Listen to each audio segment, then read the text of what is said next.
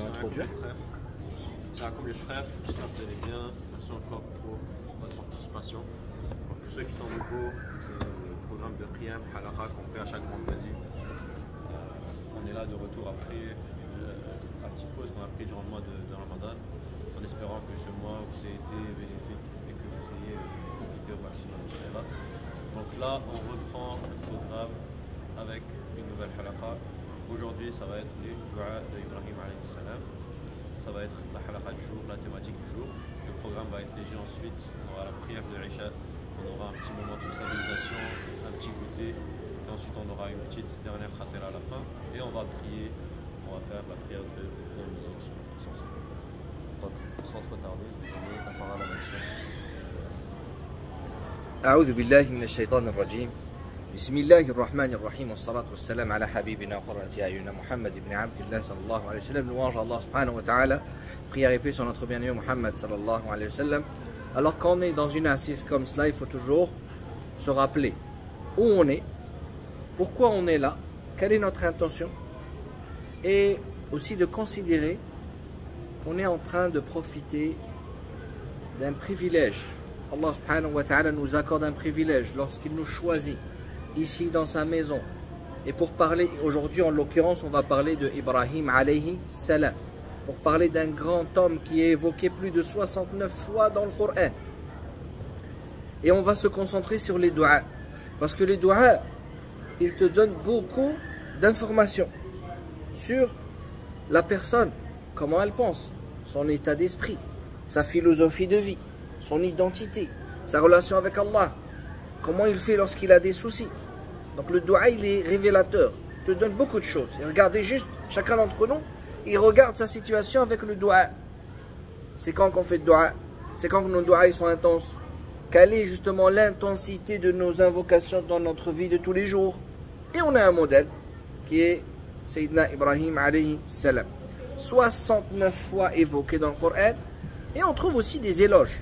Plusieurs fois, Allah subhanahu wa ta'ala fait des éloges à son égard. Avant de parler de ces du'as qu'il formule, on va déjà se concentrer sur le profil. Et le profil, on l'a.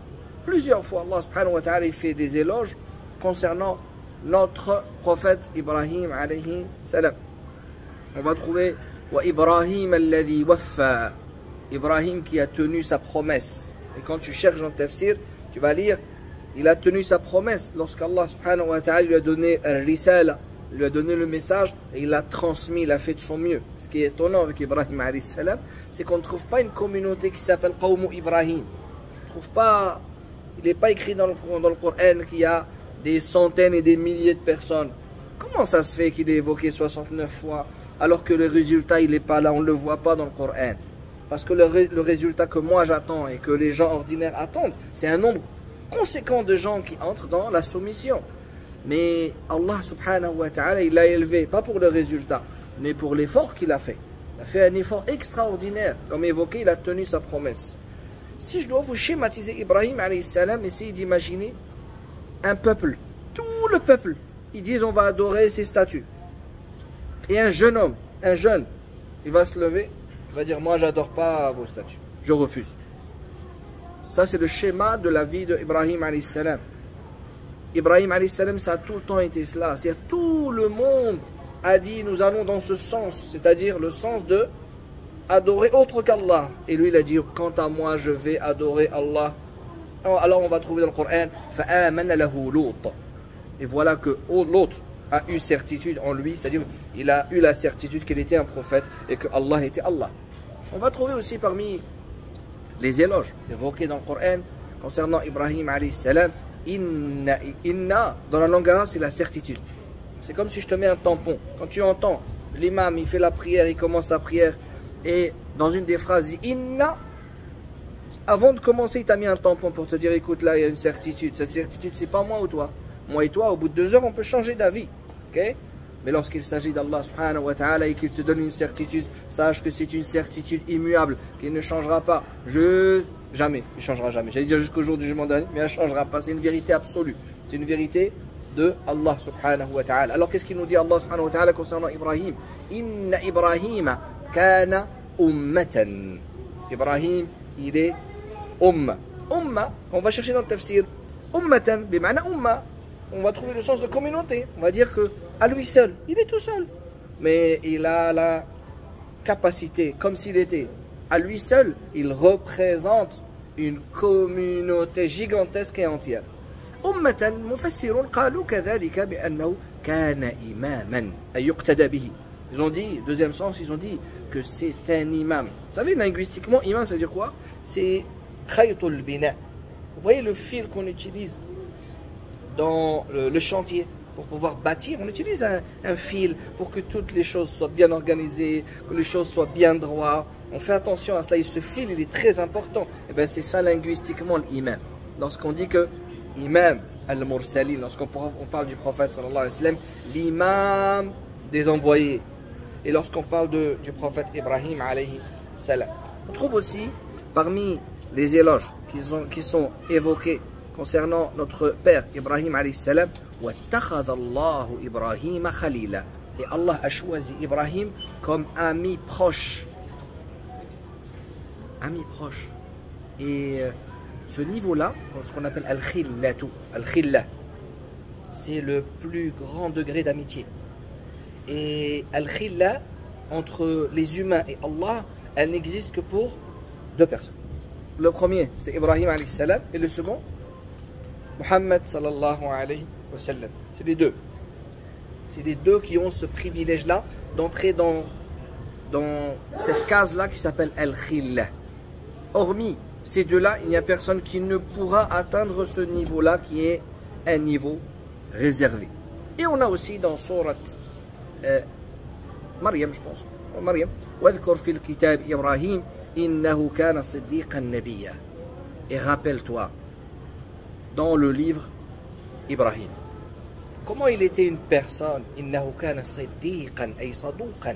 Il était extrêmement véridique. Nabiyya. Alors, maintenant qu'on a vu un peu ces quatre versets, il y en a d'autres. Hein. Il y a un autre verset qui dit que, il y a un autre verset qui évoque Ibrahim alayhi salam est un modèle. Vous voyez, on connaît tous le verset qui dit que le prophète sallallahu alayhi wa sallam est un modèle qu'on doit suivre. Dans Surat al-Ahzab, on a un verset qui est similaire concernant Ibrahim alayhi salam. Ibrahim alayhi salam, c'est un homme qui est extrêmement bon envers tous les humains. Et je pense, personnellement, qu'une personne qui a vécu beaucoup d'injustice, il déteste l'injustice et il aime les gens. Lui, dans sa jeunesse, il a connu l'injustice que vous connaissez lorsqu'il a été jeté dans le feu. Cette injustice-là a fait que il a détesté les gens mauvais, mais il avait un amour que je vais vous en parler un peu plus tard. Si j'oublie, vous me le rappelez, Inch'Allah. Il y a un extrait dans le Coran, quand on l'analyse, on voit cela. On comprend qu'Ibrahim alayhi salam, il veut le bien pour toutes les créatures d'Allah subhanahu wa ta'ala. Il est extrêmement bon, c'est le bon terme. Il est extrêmement bon. Le premier dua sur lequel on va se concentrer, on parle d'un prophète. On parle d'une personne qui connaît bien Allah. Tous les prophètes, les savants, ils ont dit une chose. Tous les prophètes sont extrêmement intelligents. Je répète, les savants, ils sont unanimes, d'accord, pour dire que Allah Azza wa Jalla, lorsqu'il choisit un prophète, c'est la sommité dans l'intelligence des humains. Ne pense pas un instant, si tu penses là, alors tu te trompes complètement, de dire il ne savait pas lire donc, ou alors il n'y avait pas de technologie donc, non. On parle ici, intrinsèquement, ce sont des humains qui sont au-dessus de la norme. Et l'humain qui est au-dessus de la norme, il choisit ses mots. Pourquoi je vous dis ça? Parce que quand tu prends tous les doigts d'Ibrahim alayhi salam, et on doit se poser la question, avoir cette réflexion de dire, mais pourquoi Allah Azza wa Jalla nous a donné les doigts d'Ibrahim alayhi salam? À chaque fois que Allah Azza wa Jalla te montre le doigt d'Ibrahim alayhi salam, c'est comme ça, toi tu regardes, tu dis, il te dit, ça c'est Ibrahim, ça c'est mon adorateur Ibrahim, il a dit ça. Prends modèle sur le doigt là, analyse ce doigt, regarde les mots qu'il a choisis, regarde comment il m'invoque, regarde comment il me respecte, regarde sa relation qu'il a avec moi, regarde comment lui il a patienté. Le doigt quand il a eu des enfants, pour avoir l'enfant plutôt, Rabbi habli minas salihin. Oh Allah, habli, on va revenir sur hab, les hiba, minas salihin, accorde-moi ou donne-moi minas salihin, de parmi les pieux. Entre le doigt et la réalisation du doigt, les savants ils évoquent plus de 70 ans. Et c'est à quel moment qu'il a fait le doigt? Alors je pense que je vous ai déjà posé cette question, qui se souvient? C'est à quel moment qu'il a fait de dua? On connaît tous l'histoire d'Ibrahim alayhi salam. C'est à quel moment qu'il a dit « Oh Allah, donne-moi une descendance pieuse » à peu près? Anis, toi qui tout le temps tu es assidu, tu t'en rappelles, oui? Dis-moi. Je t'ai mis la pression. Alors je répète, entre le dua et la réalisation du dua, il y a plus de 70 ans.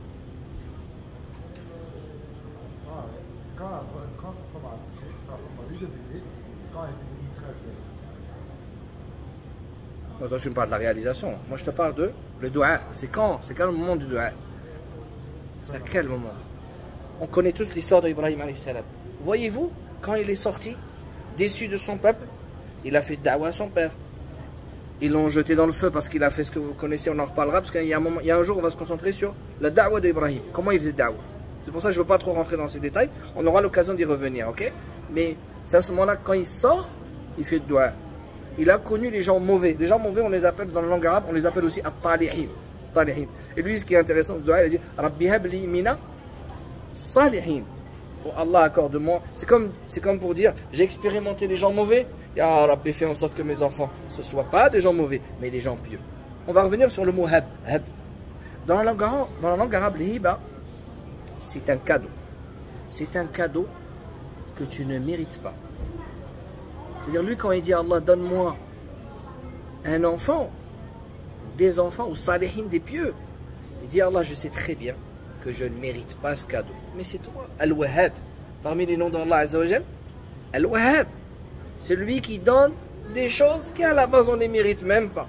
C'est-à-dire, si Allah Azza wa Jal devait nous donner en fonction de ce qu'on mérite, qu'est-ce qu'on mérite? On ne mérite rien du tout. On mérite rien là, ça. Hein? Et Allah Azza wa Jal, et c'est là où on voit, quand on étudie les noms d'Allah Azza wa Jal, on voit son immense générosité, son immense bonté. D'ailleurs, parmi les doigts, parce que là, si, c'est de parler des doigts, non? Dans un des doigts, وإذ قال إبراهيم رب اجعل هذا بلدا آمنا وارزق أهله من الثمرات. Ibrahim alayhi salam fait le doigt. قال إبراهيم ربي. Et on trouve beaucoup Rabbi dans la plupart des doigts de Ibrahim. On a parlé du mot hab, le cadeau qu'on ne mérite pas. Ce mot-là, on le retrouve beaucoup dans les doigts d'Ibrahim. Hab, le hiba. Donc nous, c'est moi je suis intelligent en tant que musulman, je vois Ibrahim alayhi salam, il fait ça, moi aussi je vais insister sur ce mot. Ya Rabbi habli min as-salihin, anta al-wahhab, d'insister sur le mot, le wahhab. Anta al-wahhab, yassir li umuri. C'est toi le wahhab, c'est toi qui facilite bien quand on ne mérite pas. Facilite-moi mes situations, facilite mon présent. Ok, on n'est pas là en train de se raconter des histoires, on est là en train de s'éveiller, de se réveiller au travers des doigts d'Ibrahim alayhi salam. Ibrahim alayhi salam, il arrive dans une vallée dans laquelle il n'y a rien. Parce que dans Surat al-Baqarah, il écrit baladan. Dans Surat Ibrahim, il dit Rabbi j'al hadhal balada. C'est-à-dire, le premier, il est dans ce qu'on appelle nakira. C'est-à-dire, al-nakira, le ma'rifa, c'est défini, indéfini. Défini, indéfini. Donc là, on est dans l'indéfini au début. Dans Surat al-Baqarah, on est dans l'indéfini parce qu'il n'y a rien. Il y a juste 4 montagnes et en dessous, il y a une vallée, il n'y a rien. Donc il dit Ya Rabbi dans cette vallée. Mais dans Surat Ibrahim, cette fois-ci, il définit. Parce que l'endroit est défini. Là, on commence à... Donc là, on commence à voir la cité qui est en train de prendre ampleur. Et lui, il va les visiter. Il leur montre comment ils doivent faire le pèlerinage. Au début, ils ne savent pas. Donc il leur dit ici, c'est comme ça. Et il leur apprend la religion de la soumission, être soumis à Allah subhanahu wa ta'ala. Et on a un autre élément, c'est que lui, il fait dua. Rabbi, donc il dit... هذا البلد وارزق أهله من الثمرات. Ya Rabbi, les gens qui habitent ici, accorde-leur min al-thamarat.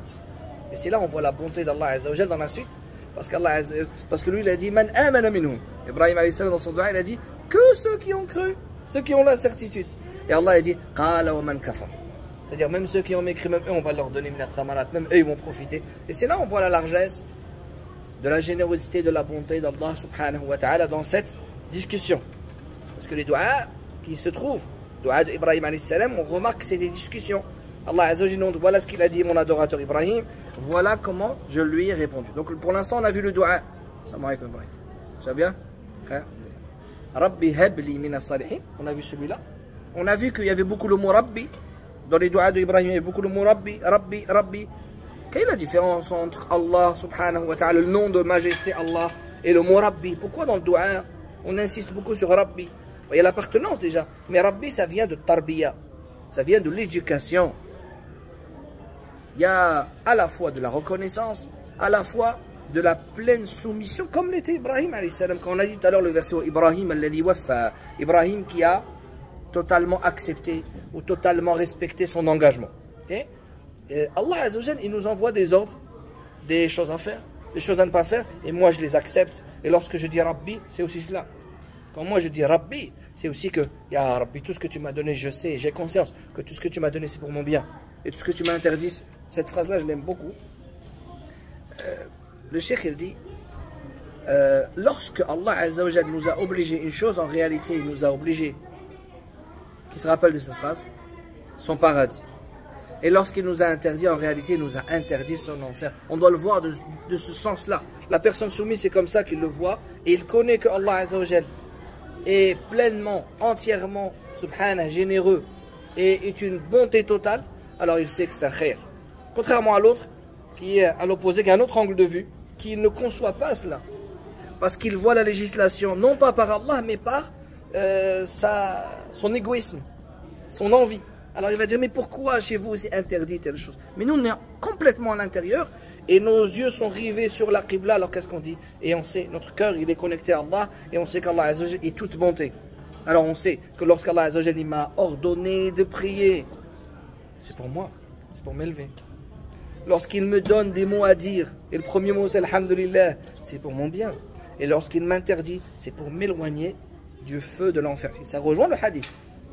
Le prophète sallallahu alayhi wa sallam dit, tous rentreront au paradis sauf celui qui s'y refuse. Et les compagnons poseront la question, mais qui s'y refuse? Qui ne voudrait pas rentrer au paradis?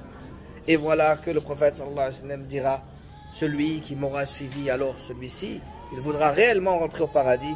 Et celui qui se détourne de moi, alors il se détourne du paradis. Allahumma ja'alna wa iyyakum min al-jannah.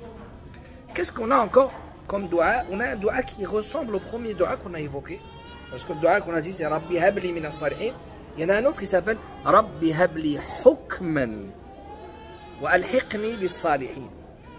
Alors moi j'apprécie beaucoup, ou plutôt j'analyse beaucoup cet aspect-là où on remarque l'humilité des prophètes. Un prophète va dire, Ya Rabbi, fais-moi rentrer avec les pieux. Al-Hiqni, fais en sorte que je rattrape et que moi aussi je fasse partie de ce cercle des salihin. Ya Rabbi, alors c'est un prophète. Normalement, c'est lui le chef des salihin. On pourrait penser avec notre état d'esprit ou notre logique de dire, mais il n'a pas besoin de dire cela, il est déjà salih, il est il est le meilleur, il est le numéro 1 des salihin. Et il va dire, Ya Rabbi, fais-moi. On retrouve ça avec Yusuf alayhi salam. Dans le verset de Surat Yusuf, Rabbi qad ataytani min al-mulk. Oh Allah, oh mon Seigneur, Rabbi encore, Rabbi, on revient sur Rabbi. Hein. C'est pour ça qu'étudier les doigts, c'est toute une éducation. Quand tu analyses les doigts des prophètes, tu remarques pourquoi il y a Rabbi, pourquoi il y a le hiba, pourquoi, et on remarque l'humilité. Qad ataytani min al-mulk. C'est toi qui m'as accordé toute cette richesse. On connaît tous l'histoire de Yusuf alayhi salam. Wa 'allamtani min ta'wil al-ahadith.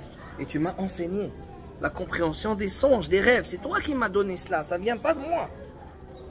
Et ensuite, علمتني من تأويل الأحاديث الفاطر هو الذي يخلق من لا شيء سبحانه فاطر السماوات والأرض. Oh, toi qui as créé à partir de rien les cieux et la terre. Parce que moi et toi, on peut fabriquer des choses, on peut réparer des choses, mais on a besoin de matière. Et c'est le défi, si ce n'est le plus grand défi qu'Allah Azza wa Jal a donné à ses créatures, à ses adorateurs, adorateurs au sens large, c'est-à-dire créatures. On a dit, essayez donc de créer ne serait-ce qu'une mouche. C'est à partir de rien. Tu prends les plus grands scientifiques, tu les enfermes dans une salle, mais tu ne leur donnes aucune matière, et tu leur dis, allez-y maintenant, fabriquez une mouche. C'est ce qu'Allah Azza wa Jal leur a donné comme défi. À la fin de Surat al-Hajj. Et c'est ce qu'on retrouve. Ici, Fatir as-samawati wal ard. Toi qui as créé à partir de rien les cieux et la terre. Anta wali. Tu es mon allié. Ce sentiment d'appartenance. Ya Rabbi, je suis à toi, tu es à moi. Ya Rabbi, facilite-moi. Ya Rabbi, je suis ton adorateur.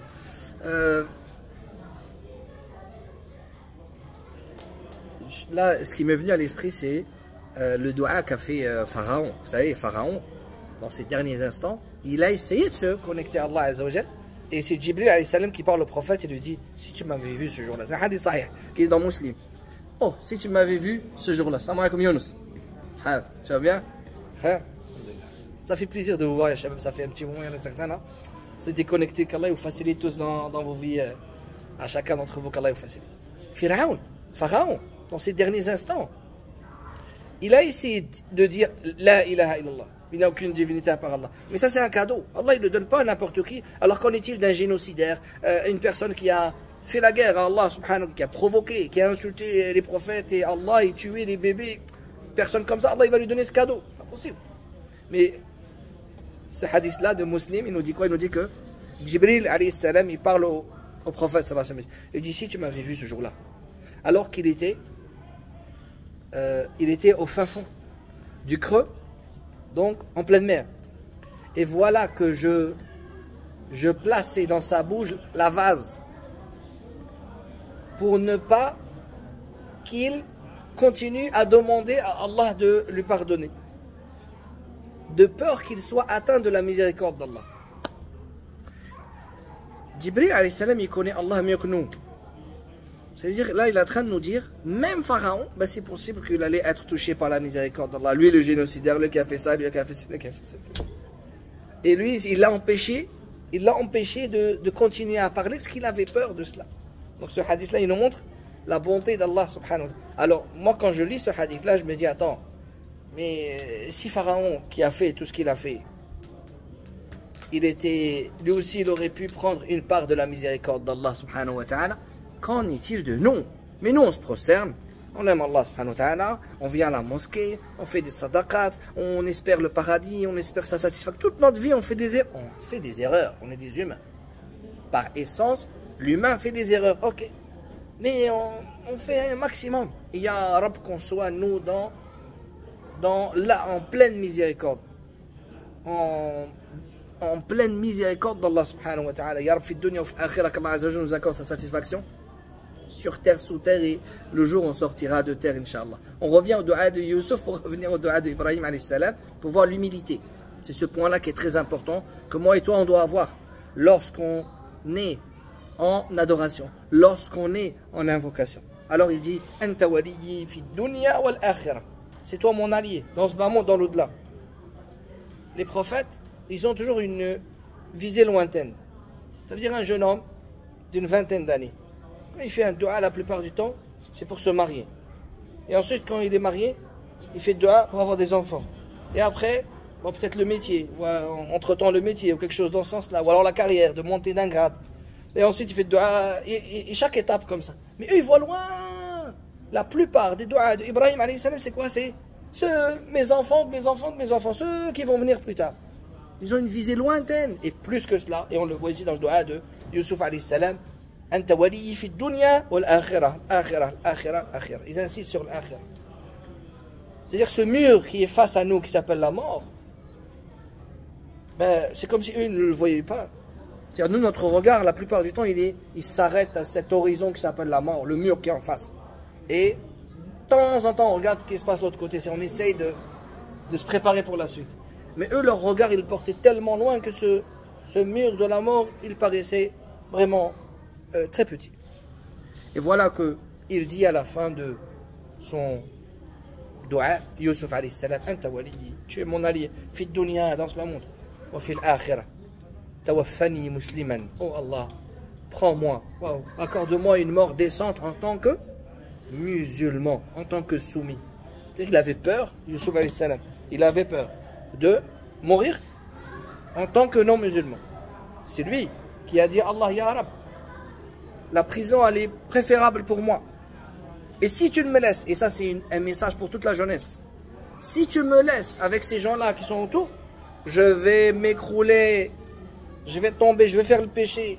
Rabbi sijnu ahabbu ilayya mimma yad'unani ilayhi wa illa tasrif anni kaydahun asbu ilayhinna wa akun mina jahilin. Moi aussi je vais être des ignorants. Ya Rabbi, si tu ne me détournes pas de ces gens-là, sarif anni kaydahun, m'éloigne pas de leur ruse.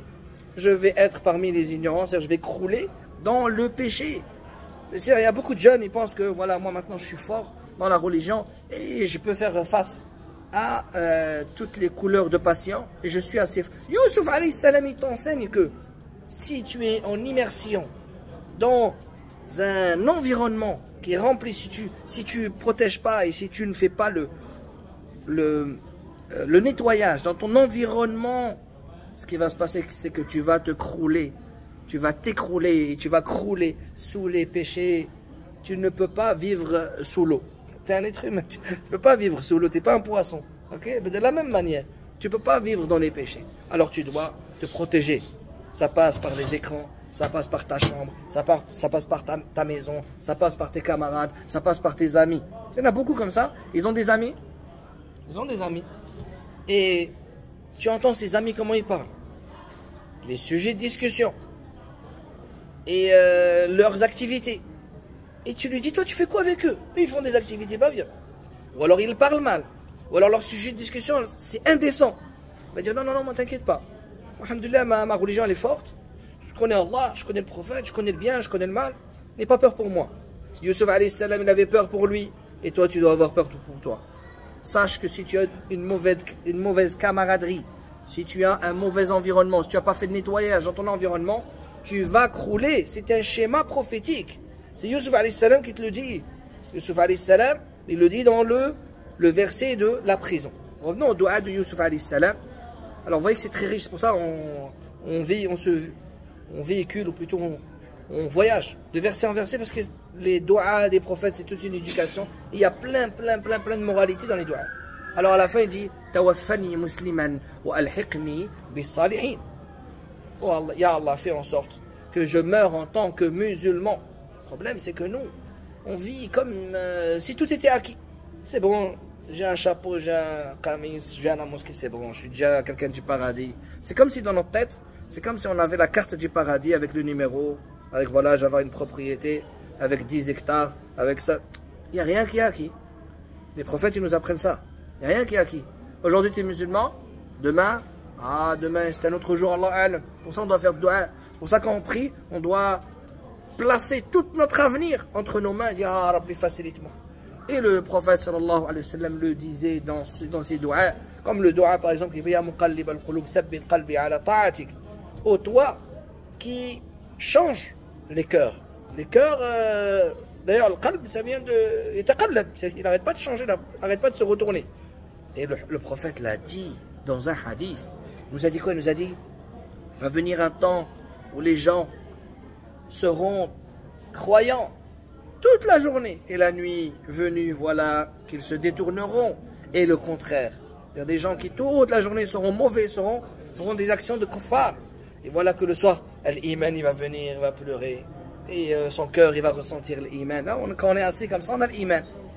Pour mesurer sa foi, il faut voir quand on est seul, comment on réagit. Quelle est notre force, notre intensité vis-à-vis des péchés, lorsqu'on est seul.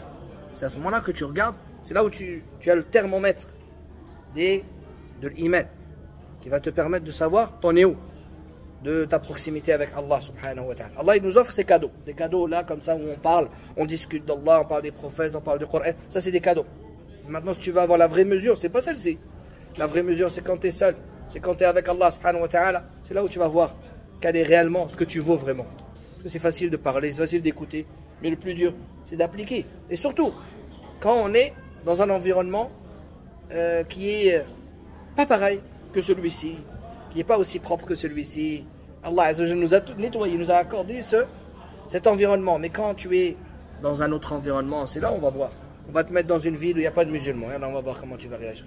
On va te mettre dans une classe où il n'y a pas de musulmans. On va voir comment tu vas réagir. On va te faire voyager et il n'y a pas de musulmans. Comment tu vas réagir? Est-ce que tu vas dire Allah me voit? Et tu vas refuser de faire le péché, et tu vas faire tes prières, ou alors tu vas te laisser aller petit à petit, et c'est toute l'histoire des intentions. L'intention est toujours comme ça, ça change millimètre par millimètre, centimètre par centimètre, et après à la fin tu te retrouves voir ton cœur complètement changé. Tawaffani musliman, accorde-moi de mourir en tant que musulman, wa alhiqni bis salihin, et fais-moi parvenir, fais-moi donc parmi ces gens-là as-salihin. Et là on le retrouve dans le même dua que Ibrahim alayhi salam, il insiste sur salah, as-salah, as-salah. Donc dans les doigts d'Ibrahim alayhi salam, on a cet aspect où il demande à lui-même d'être des salihin, mais il demande aussi salah pour ses enfants. Et ça appartient à l'identité des prophètes, de vouloir le bien pour les enfants, des enfants, pour toute la descendance. D'avoir cette intention pour la communauté présente, mais aussi pour tous ceux qui vont arriver. Et nous aussi en tant que musulmans, on doit avoir cet aspect-là. De dire qu'est-ce que je vais laisser pour la communauté qui va arriver. Qu'est-ce que je vais laisser pour mes enfants. Comment ils vont être mes enfants. Et c'est pour cela que le prophète sallallahu alayhi wa sallam, j'en profite pour vous en parler, certains ils sont concernés par cela, ou alors ils vont l'être très rapidement, lorsqu'il nous parle du mariage, et lorsque on parle du mariage au travers des hadiths, au travers de toute cette littérature du mariage, l'éducation, ou plutôt le choix du mariage, on insiste beaucoup sur un point, c'est que lorsque tu vas te marier, il faut que tu aies cette vision à long terme, de voir si cette sœur avec laquelle tu vas te marier, est-ce qu'elle est légitime, ou elle pourrait être une mère qui va être, Inch'Allah, une bonne mère. Vous voyez l'aspect de voir loin? Là où on pourrait faire l'erreur de ne pas du tout voir loin et de se concentrer seulement sur l'instant T et de se concentrer seulement sur la beauté. C'est pour ça que le prophète sallallahu alayhi wa sallam, il nous parle de l'akhlaq. Parmi les critères du mariage, akhlaq, le comportement. Parce que le comportement, c'est justement la source qui va ensuite éduquer les enfants qui vont arriver après. Akhlaq est la plus belle des beautés. Parce que la beauté apparente, elle va s'évaporer. Pensez-vous que la jeune fille d'aujourd'hui restera aussi belle toute sa vie à 80 ans? Non, ça va s'évaporer au fil des semaines, des mois et des années. La richesse, pareil. Le pouvoir, il n'y a personne qui reste en haut. Il n'y a que Allah, Allahu Akbar. Sinon, tout le reste, c'est la sunna d'Allah, subhanahu wa ta'ala, sur sa création. Et ça, vous pouvez l'appliquer dans tout. Dans l'économie, dans le sport, dans la politique. N'importe qui monte, un jour, il va descendre. Il n'y a rien qui reste en haut. Tout est voué à courber les chines face à Allah, subhanahu wa ta'ala. Et, naam. Salam. Marhaba. Tu me permets de respirer, je te remercie. Tu me permets de respirer là. Vas-y.